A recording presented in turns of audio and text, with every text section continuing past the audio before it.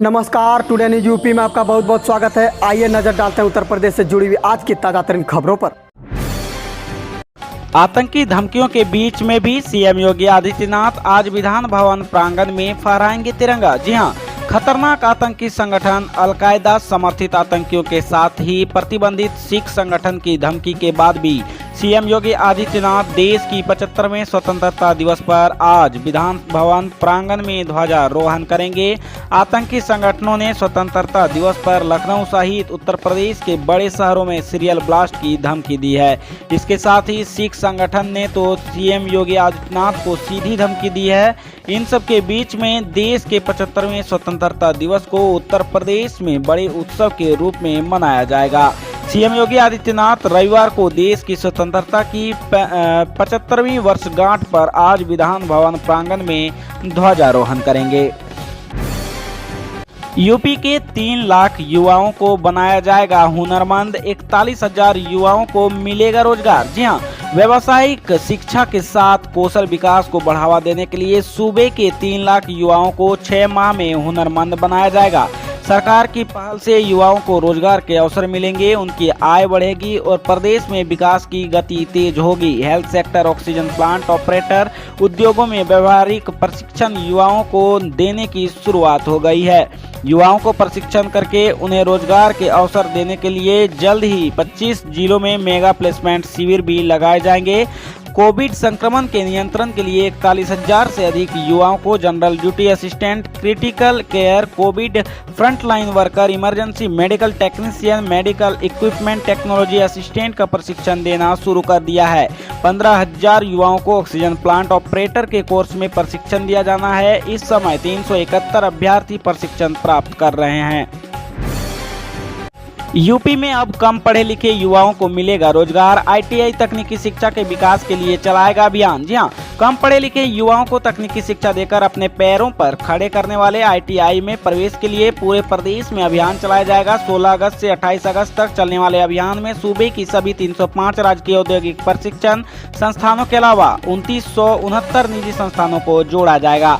28 अगस्त को प्रवेश प्रक्रिया समाप्त होने के साथ ही संस्थानों की ट्रेंडों को नए सिरे से तैयार करने की तैयारी शुरू की गई है। मुख्यमंत्री अभ्युदय योजना में लखनऊ में 1500 अभ्यर्थियों को मिलेगा टैबलेट, जमा करने होंगे ये दस्तावेज। जी हां, मुख्यमंत्री अभ्युदय योजना के तहत जल्द ही चयनित अभ्यर्थियों को निःशुल्क टैबलेट दिए जाएंगे। इसकी प्रक्रिया शुरू हो गई है। अभ्यर्थियों को 25 अगस्त तक शैक्षिक प्रमाण पत्र, आधार कार्ड, आय प्रमाण पत्र व फोटो कैंट स्थित उप निदेशक समाज कल्याण कार्यालय में उपलब्ध करानी होगी। टैबलेट मिलने से पंजीकृत अभ्यर्थियों को प्रतियोगी परीक्षाओं की तैयारी में आसानी होगी।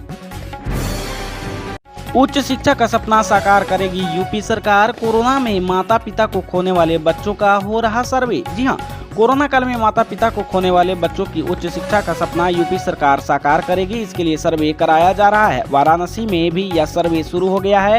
कोरोना काल में माता पिता को खोने वाले बच्चों के बेहतर स्वास्थ्य, देखरेख, पढ़ाई की मुकम्मल व्यवस्था करने के साथ ही अब सरकार 18 से 23 साल के छात्रों के उच्च शिक्षा ग्रहण करने के सपने को भी साकार करेगी।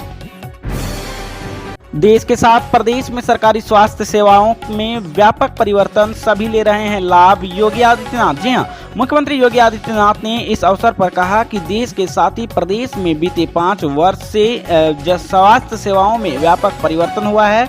वैश्विक महामारी के दौरान भी देश में स्वास्थ्य सेवाओं को काफी मजबूती दी गई है। गरीब, किसान, मजदूर तथा अन्य आर्थिक रूप से कमजोर लोग प्रधानमंत्री नरेंद्र मोदी के निर्देश पर शुरू की गई तमाम योजना से अब बेहतर स्वास्थ्य सुविधा प्राप्त कर रहे हैं। उन्होंने कहा कि इसके साथ ही आज देश के अंदर हर नागरिक के लिए बेहतर स्वास्थ्य सुविधा उपलब्ध कराने के और गरीबी रेखा से नीचे जीवन यापन करने वाले लोगों के लिए शासन ने अलग अलग योजनाएं शुरू की है। हमारा प्रयास है कि सभी इनका समुचित लाभ उठाए। लखनऊ में कोविड प्रोटोकॉल को लेकर स्कूलों की तैयारी पूरी, अब 16 अगस्त का इंतजार। जी हां, स्कूलों को खोले जाने को लेकर लंबे समय से इंतजार अब समाप्त हो रहा है। बच्चों का बस्ता तैयार है, अब बस हर किसी को 16 अगस्त का इंतजार है। इसी के साथ कोरोना काल के चलते लंबे समय के बाद चल रहे स्कूल एक बार फिर गुलजार होंगे। हालांकि स्कूल खुलने का सरकार द्वारा जारी कोरोना गाइडलाइंस का पालन कराया जाना चुनौती से कम नहीं होगा। अनएडेड प्राइवेट स्कूल एसोसिएशन के प्रदेश अध्यक्ष अनिल अग्रवाल का कहना है कि एसोसिएशन से संबंध सभी स्कूलों में कोविड-19 को लेकर जारी एसओपी का अनिवार्य रूप से पालन कराया जाएगा। सभी स्कूलों में सुबह 10 बजे से 1 बजे तक क्लास लगेंगी। सभी स्कूलों ने तैयारियां पूरी कर लिए जाने की पुष्टि की है। यूपी मोहर्रम को लेकर गृह विभाग ने जारी की गाइडलाइन, जुलूस और ताजिया निकालने की इजाजत नहीं। जी हां, मुहर्रम को लेकर यूपी के गृह विभाग ने गाइडलाइन जारी कर दी है। इस अवसर पर जुलूस व ताजिया निकालने की अनुमति नहीं होगी। प्रदेश में कोरोना की तीसरी लहर की आशंका को देखते हुए इजाजत नहीं दी गई है। जारी किए गए दिशा निर्देशों में कहा गया है कि धार्मिक कार्यों के लिए किसी भी स्थान पर एकत्र होने पर कोरोना प्रोटोकॉल का पालन करना होगा। एक स्थान पर 50 लोगों से अधिक एकत्र नहीं हो सकेंगे। विधानमंडल का मानसून सत्र 17 से 18 को पेश होगा चालू वित्तीय वर्ष का अनुपूरक बजट। जी हां, उत्तर प्रदेश विधानमंडल का मानसून सत्र 17 अगस्त से होगा। 24 अगस्त तक चलने वाले इस सत्र में 18 को चालू वित्तीय वर्ष का अनुपूरक बजट पेश किया जाएगा।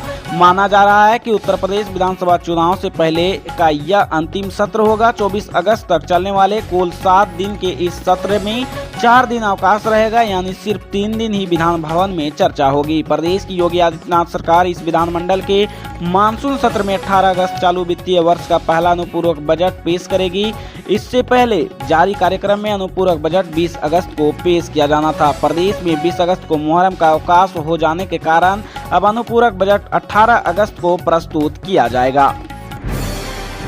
सस्ते प्लान से टेलीकॉम कंपनियों का किनारा, एयरटेल ने खत्म किया 49 रुपए का प्लान, वोडाफोन ने दी वैधता। जी हां, आपसी प्रतिस्पर्धा में प्राइस वार के बीच टेलीकॉम कंपनियों ने अपने सबसे सस्ते प्लान के किनारा कर लिया है। अपने मोबाइल फोन को सक्रिय रखने के लिए उपभोक्ता जिस प्लान का सहारा लेते थे उनमें बदलाव हो गया है, जिससे अब उपभोक्ताओं को पहले से अधिक पैसा खर्च करना पड़ रहा है। निजी क्षेत्र की टेलीकॉम कंपनी एयरटेल ने अपनी 49 रुपए के स्मार्ट रिचार्ज प्लान में उपभोक्ताओं को 38.52 रुपए का टॉक टाइम देता था। साथ ही 100 MB डाटा और उसके खत्म होने पर 50 पैसा प्रति MB का चार्ज लेता था। यह प्लान 28 दिनों के लिए था। एयरटेल ने इस पैक को बढ़ाकर 79 रुपया का कर दिया है। उत्तर प्रदेश की तमाम बड़ी खबरों से अपडेट रहने के लिए हमारे चैनल टुडे न्यूज को सब्सक्राइब करें और बेल आइकन को दबाना ना भूलें।